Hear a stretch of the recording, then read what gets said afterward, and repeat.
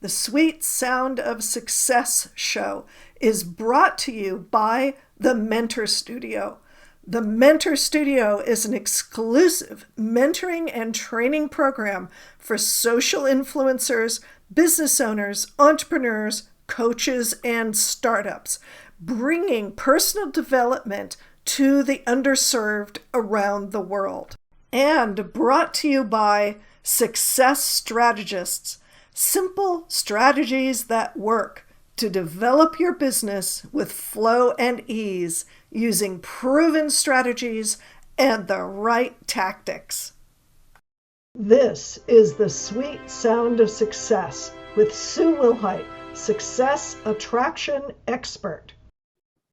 Diann Alexander is a voice teacher, confidence catalyst, energy codes certified master trainer, best-selling author, and leverage your expertise and creator of Stage Confidence Nervous to Noteworthy in 6 weeks.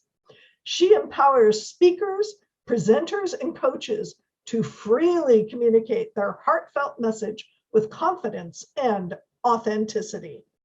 Her joyful way of being and transforming vibrations. She has the Crystal Alchemy Singing Bowls. Those assist speakers, presenters, and coaches to create that confidence. From stage fright to stage might, Diann helps awaken your authentic voice. Welcome, Diann Alexander. Thank you, Sue. I am absolutely delighted to be here and play with you and your wonderful audience. Well, I'm so thrilled because, we're both sound healers and we both play it. I love the Crystal Alchemy Bowls. Oh my God. Those are just the best ever. We might have a sneak preview of those a little bit later. Woohoo, woohoo. All right. This show is all about the hero's journey for the entrepreneur soul.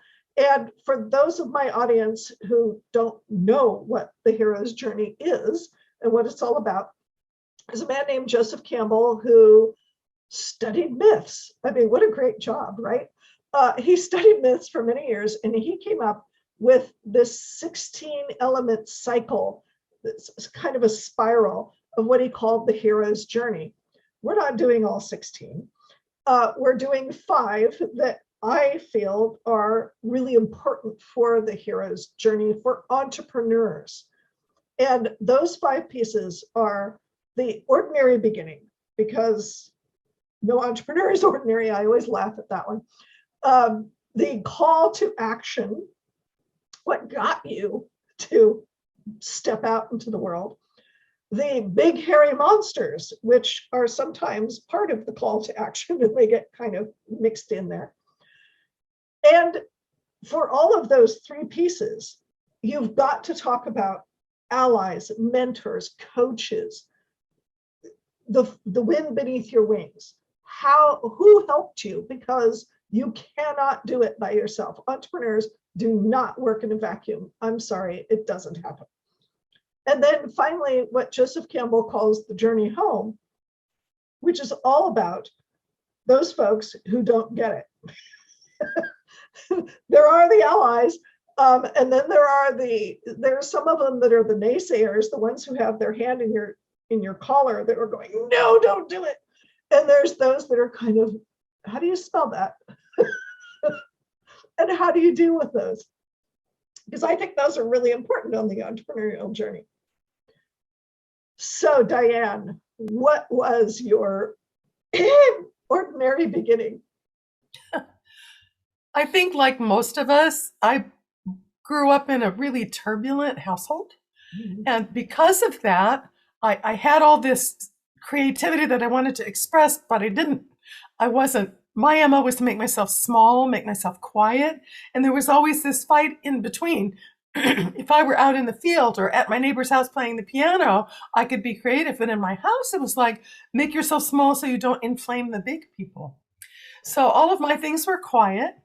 And my life changed one day outside of singing class at college. My girlfriend had the best voice in the class. And I was waiting for her because I wrote the music. No solos. No, no, no. In front of people. No, no, no, no, no. I made myself small. I did not want to inflame. The professor opened the door and stuck his head out and said, we're short a singer. Come in here and sing this.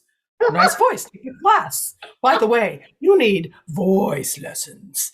Oh my God. Here I am not only not wanting to do a solo, but I'm in front of this big, scary voice teacher saying, sing me, me, ma, moo, moo. I didn't know what to do. I didn't ever sing in a classical language, classical or languages. So I just did it louder. I didn't know. But that wasn't the scariest part. The scariest part was at the end of the semester, they had these horrific things called juries. Oh, And God. it's as bad as it sounds. It's where you had to sing in front of the faculty for a grade. For some reason, they thought that I should be in the public jury, the one where the entire music department is there and they bring their friends and family. Oh my Oh my goodness. goodness. Oh my The day goodness. for the Okay, jury came. Oops, That's yeah. Stage Fright defined. Oh Like, my goodness. Absolutely. Absolutely. So the day for the jury came, and I crabbed onto my music as tightly as I could, and I shuffle, shuffle, shuffle, shuffle down this long hall with people on both sides to the piano at the end of the room.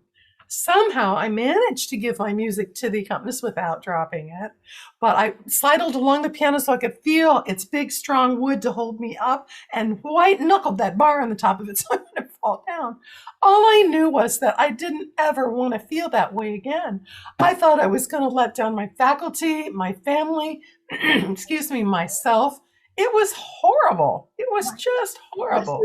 So I guess that's one of the people who has the hand on the collar saying, hey, right. Well, this is what people imagine of that this is why aren't there these surveys that say people would rather die than do appear in front of people on stage, do public speaking. Speaking's number one. Speaking's number one. I think singing is number 0.1. Right. And death is down there somewhere. Yeah, less than public speaking. It's true. Right, less than public speaking. Yes. So here you are in front of a bunch of people. This is big hairy monster. The biggest. Right? The biggest. It was the closest to panic, and I just near where you're totally frozen and you can't move. It was real close to that. Real close to that. So it's like when people say they're nervous. I know. I know just what it feels like. You can't breathe. You can't think. You can't remember your words. I mean, it's just the room gets very small. It's just kind of you're right here. Right. Yeah. Right. It's tunnel vision. Right. Mm-hmm. And your whole body is twitchy because it doesn't know whether you're going to hide under the piano or run away screaming or just faint because it's all over anyway. I agree. Go unconscious and let the wild beast eat you because it's a better thing that way. Yeah. Wow. That's a huge hairy monster. That's pretty big. That was pretty big. So what shifted for you? I think that part of me that was really me, that was shut down so much, is really a part that wanted to help people so much. I loved being the game fairy at the parties. I loved when I would write the music, helping people learn how to sing it, not sing it myself. But that part started to come out because I realized so many other people have the same thing. And I'm very tenacious once I get to something that if I want to help somebody, I'm going to dig in and find stuff. And life brought me things. It brought me things to teach me things. Like, for instance, I've been doing this a really long time. Back in Detroit in the 70s, there wasn't a voice teacher to teach rock musicians. And so I said, okay, I'll teach rock musicians. The teachers back then said, oh, you sing jazz. I don't want to teach jazz. Well, it wasn't jazz. It was top 40 in rock. But what I learned is oftentimes the lead singer was a guitarist. And they'd come in and they could sing for me with their guitar. And I said, well, can you put that down? No. Well, you say you're a guitarist who sings a little bit. How about if you say you're a singer who also plays guitar? Blah! Their brains would just about explode in front of me. And I realized the importance of your self-definition. In that moment, if you tell yourself, oh, I'm a guitarist who only sings a little bit, when you come up, your skills come up to butting against that level, this level will win out. You'll find other things to do than your lesson. You won't practice.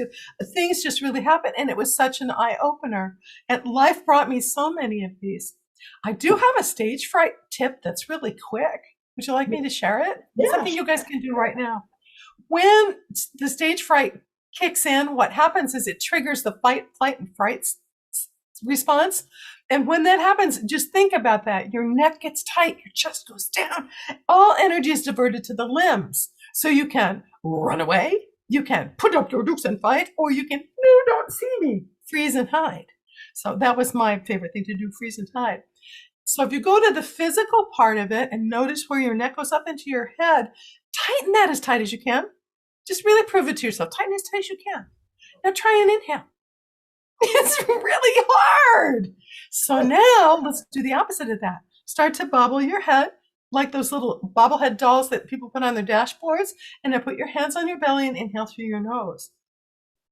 It's a lot easier to get that breath, isn't it? Right. So in a moment, you can break up that fight and flight response by physically loosening your neck and breathing through your nose into the body. And that's only one. We have physical, mental, emotional, energetic tools that make this all work for us.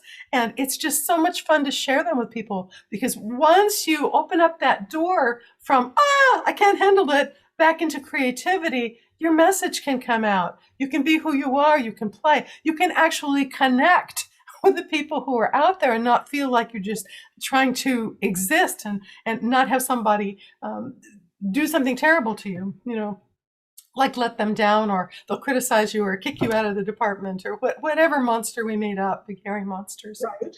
Right. Wow. Well, thank you so much. And I understand that you have a gift for our people. I do. I actually have two. I wanted to do I have a minute just to share my pretty sonic thing for people? Oh, yes, you promised to do it. Absolutely. Yes, awesome.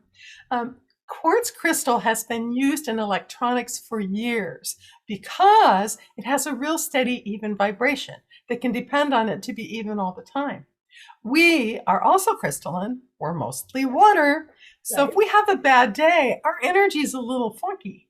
And the body wants to come back and be even.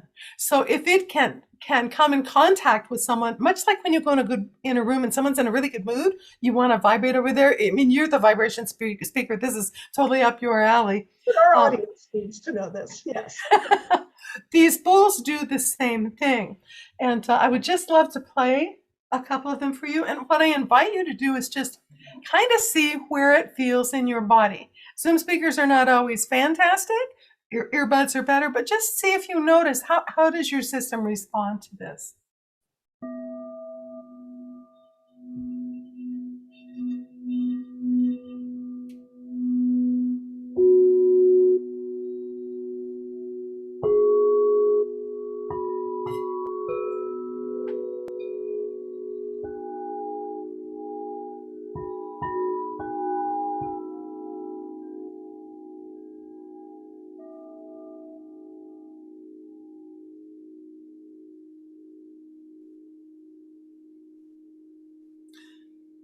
Nice. Yes, I could just feel my body, all the cells just sort of going, oh, there we go. Oh. Yeah. And in a short moment, I've given you 3 things you can do. You can loosen your top joint. You can get a nice deep breath through your nose and your belly. And you can have a sound thing like these little crystal bowls. Yeah. I actually would love to drop two things in the chat for people. Teaching confidence, I have a wonderful little PDF that's 5 offstage keys to onstage radiance. And in following that up, I have a little sound bath I'd like to share with you. Ooh. And if it feels fun, I will also put an invitation to chat with me, because I do have another run of my stage confidence, nervous to noteworthy in 6 weeks coming up.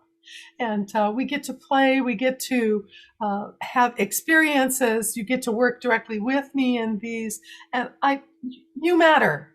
Your voice matters. Your message matters. I want to help you get it out there. Right.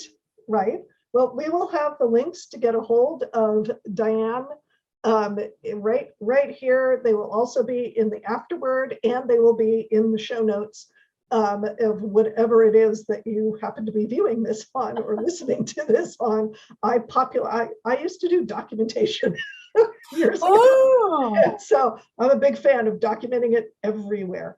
So this is awesome. Thank you so much, Diann. I think your experience is so universal. Your hero's journey is so awesome. And what you are doing to get people to understand that their voice matters and their message matters and getting it out there. I mean, that's the big deal, is getting it out there and allowing people to lose that whole mental garbage that they've got going about not being able to stand up in front of people and speak, because really, it's the best thing going. oh my goodness. I'm one of these weird people that I've always been, oh, give me a microphone, tell me what to talk about. But I get it. I mean, I understand what it's about. I totally get it. And I think you are doing a master work in helping people overcome their fear. So thank you so much, Diann. Bless your heart. Thank you, Sue. Sister in sound, yes. Yes. And thank you to the audience of The Sweet Sound of Success. Thank you, everyone.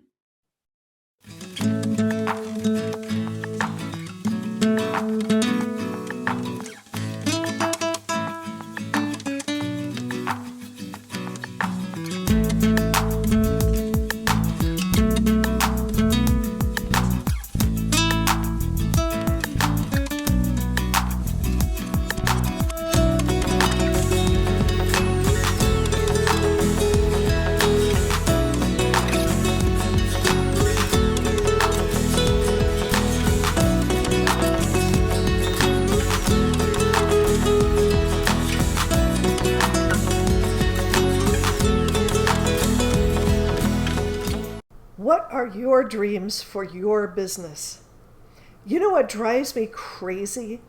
Really smart business owners denying their talents because they've been taught it has to be hard, because they've been taught that they don't deserve their gifts, that they're not worth anything.